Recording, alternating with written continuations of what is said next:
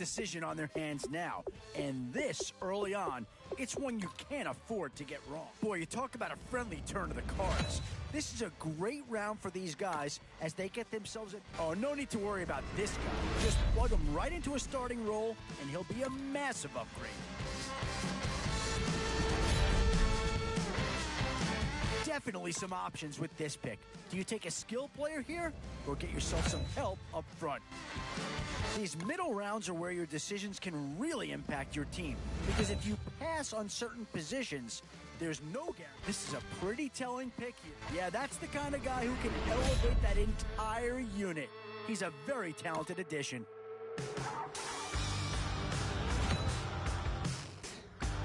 Still some big holes remaining to be filled. Here's where you may have to go after a lower-rated player just to make sure you get coverage in all. 3 choices here, all of them impact players. And now is where you need to make these last picks count. Time to fill any holes you can before it's too late. Boy, a tough choice here, but one that any organization would love to have. How do you go wrong with these 3 guys? Both offensive and defensive options here. They might have to ask themselves which side of the ball needs more attention.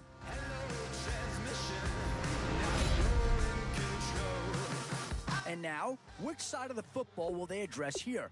Some interesting options either way. Everybody's bathing in holy water. Ain't enough gone around. Raise their cups, wear their crowns. You're sitting on a ghost named out. And with time running short, you've got to hope some guys fall into your lap, or you could be left with some real holes on your roster. Boy, it's finger-crossing time now. With the end in sight and a few more holes to fill, you've got to be hoping that there's still a gem or two that becomes... My eyes blue shiny purple, and I'm riddled with doubt. It feels so peculiar, boiling hot in my soul. Farewell transmission, not meant for this world.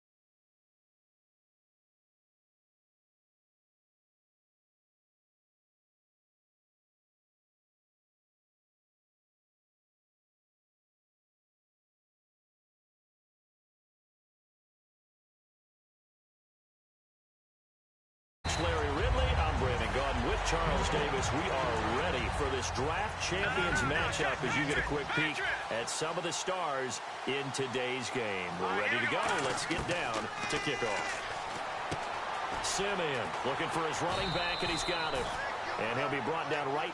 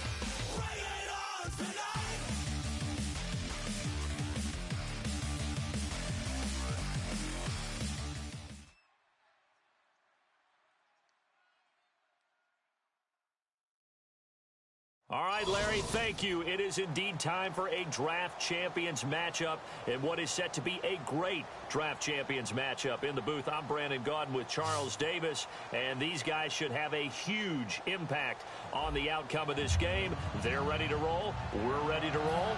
Let's roll.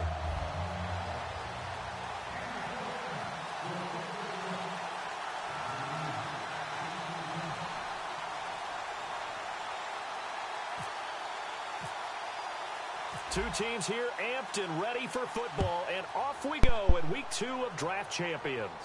To return, here's Chris Conley. And he'll take this across the 25, a couple extra yards, up to the 27-yard line.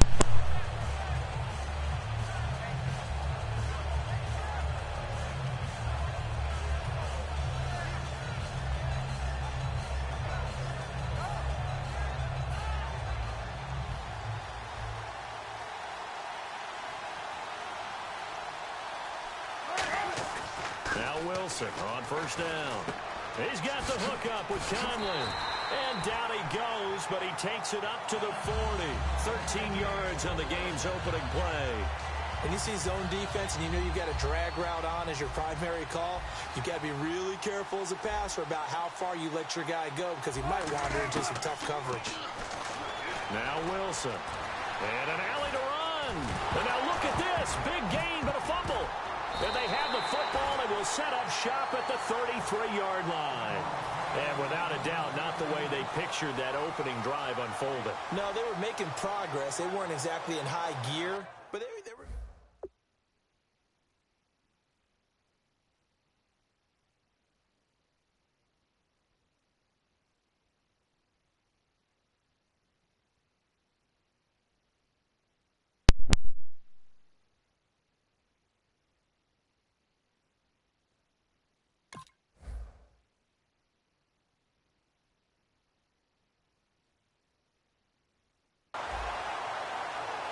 The 49ers offense now, they get set to head back on the field.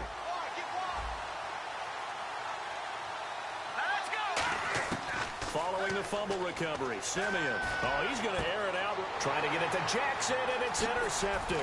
Picked off by the free safety, Eric Berry.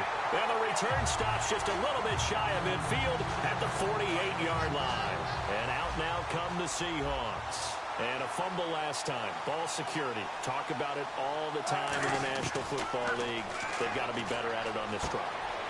Don't you think that when every team gets together for the first time, I don't care if it's OTAs, mini camps, first day of camp in the regular season, ball security comes up about what, the second sentence of the coach's address? And there's so many drills focus on that. All the time, and they do drills to make it even tougher to simulate game situations. Doesn't always work out, though.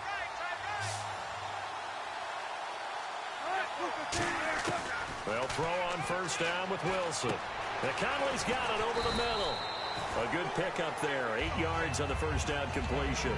One thing I can say pretty safely, that route is not called if you don't have a guy who can throw the ball and put some mustard on it. Because if you're going to lollipop it in the middle of the field, bad things usually happen.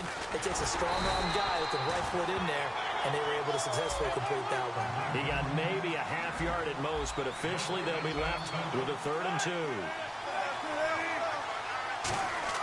3rd and 2, now Wilson. Open man, it's Jeremy Shockey. And he's got the first down as he gets it to the 8. He went full scale, loose, flexible, finding a way to catch the ball in some traffic for a key first down. A really nice job of adjusting to the ball in the air. Not the most accurate of throws, but able to adjust and make the grab. Anytime a ball's thrown in the middle of the field and it's popped up in the air, I expect someone to catch. It doesn't matter whether it's offense or defense because there's usually a great amount of bodies in that part of the field. In this case, no one came up with it. That catch good for 5. It's 3rd down. Never make the mistake that the slot receivers, especially the little guys like we're watching here, are just quicker than fast. A lot of them combine quickness and speed, and they catch a lot of footballs as we just saw there. Well, they've gotten it down to the 3, but now this is 3rd and goal. On 3rd and goal, Wilson under pressure now, and he's going to go down. Sacked back around the 8. Defensive end gets in there that time. They were in a 4-3. What's the responsibility of the ends versus the tackles there, Charles? Well, most of the time when you talk about the ends, they're your pass rushers. They're the guys that you turn loose to try and get to the guy who's going to throw the football. The tackles, usually more of the run-stuffing variety. But the way this game is advanced, you're running a little bit of everything out of all of your guys. But let's just go ahead and break it down and make it simple. The guy who's the right defensive end versus a right-handed quarterback, that's the blind side. He's going after the quarterback. He's going to put him on the ground. They go back to the air here after the INT on the last drive. He was trying to get it to Ezekiel Elliott, and now it's second down. So many offenses want to include their running backs into their passing offense and be able to swing the ball out or check it down to them. But sometimes those guys are just not as comfortable catching the ball as they are running it. Second and 10, Simeon again. A dump off to Elliott. Shedding the tackler, and it gives him some room. And he's going to get this one all the way up to the 30. A good pickup.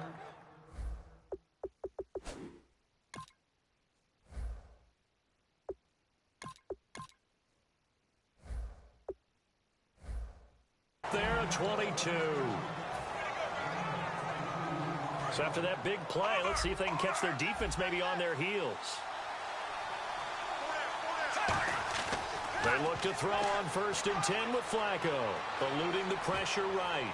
And they can't get the long connection as it falls incomplete. Help me out, partner. Was that incomplete? There was, on a deep ball to Dez. And that's a surprise. The way he attacks the football in the air, it's always surprising to me when he doesn't complete a pass like that.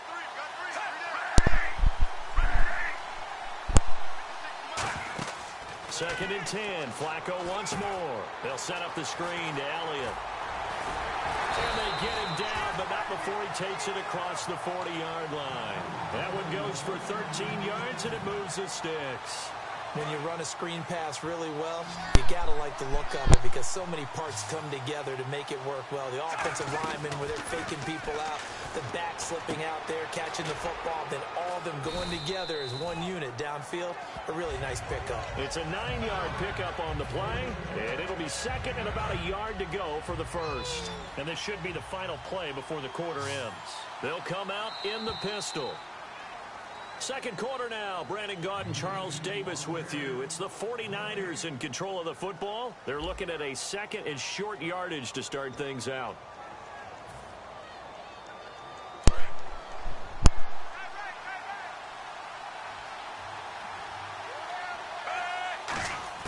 And again, it's Flacco to throw. Looking left side, that's caught by Landry.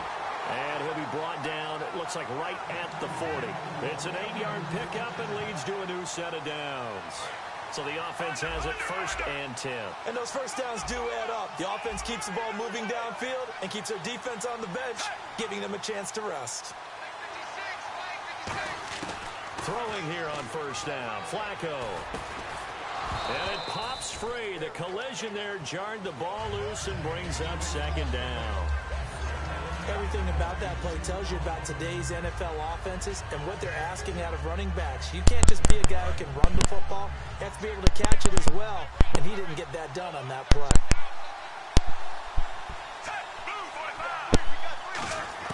Flacco to throw again on 2nd down. And he's got the hook up here to Deshaun Jackson. And he gets this one all the way down inside the 20-yard line. 23 yards on the play. Okay, what can't Deshaun Jackson do? All right, we know about the catches. We just saw another one there.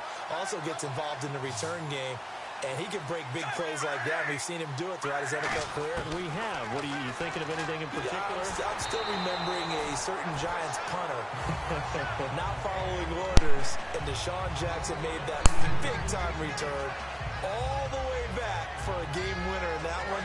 I still remember seeing the looks of disbelief on the Giants sideline. Incomplete on 1st down. Now Flacco on 2nd. And his pass incomplete. It's always tough for the guys throwing the football when they think they've got a completion and the ball's almost there, and then someone sneaks a hand or two in and bats it away. 3rd down. Flacco needs a decent chunk of yardage. Dez Bryant, the intended receiver, and it's 4th down. We know it's not an easy job to go out and catch passes when people are trying to tackle you and knock the ball away. But the bottom line is, that's a pass he's got to have and a pass he should have caught. And this has no chance.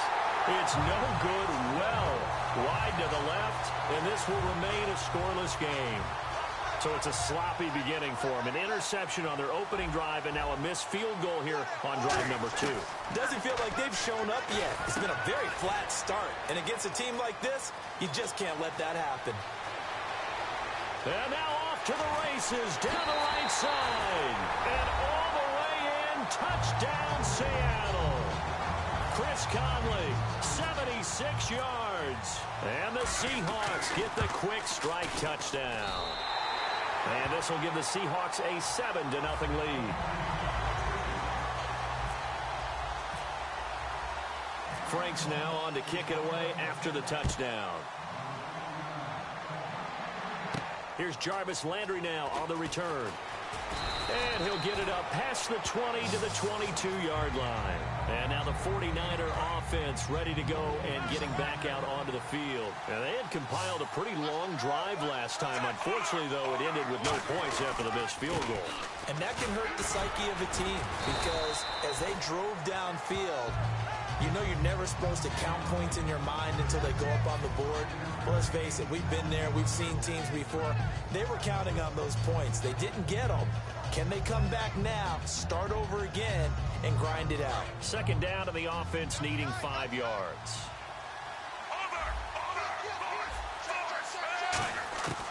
Second down, Flacco now. And he slings one that's incomplete. Gavin Escobar, his big tight end, was the intended receiver.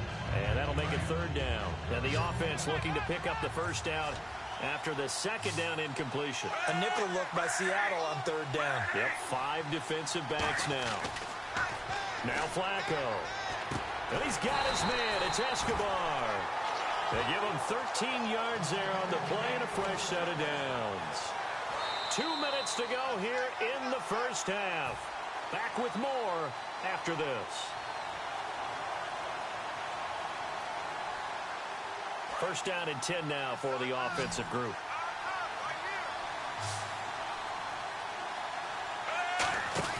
First and 10, and Flacco looking to throw. Trying here for Bryant, and it's intercepted. Picked off by the former first-round pick, Kevin Johnson. And they'll have...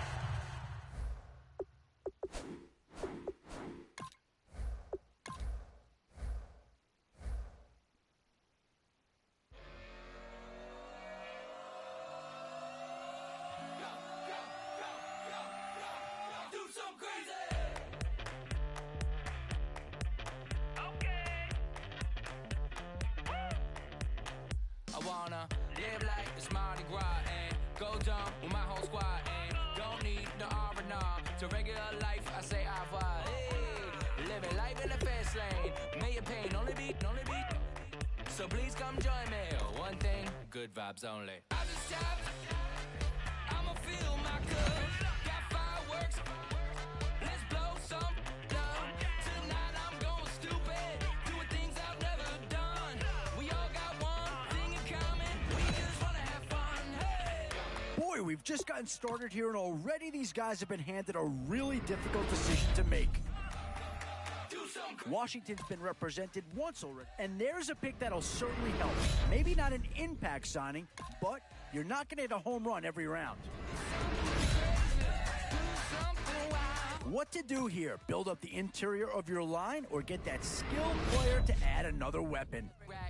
In these middle rounds, you have to start asking yourself 2 words here: difference maker. That's what that pick right there is.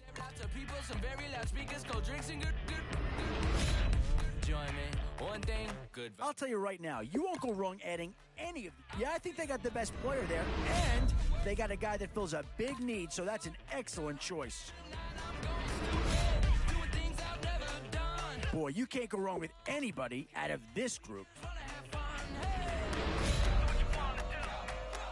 Still a few holes on this roster, and not a lot of time left to do anything about it. Boy, it's finger-crossing time now. With the end in sight and a few more holes to fill, You've got to be hoping that there's still a gem or two. Always a tough decision, offense or defense.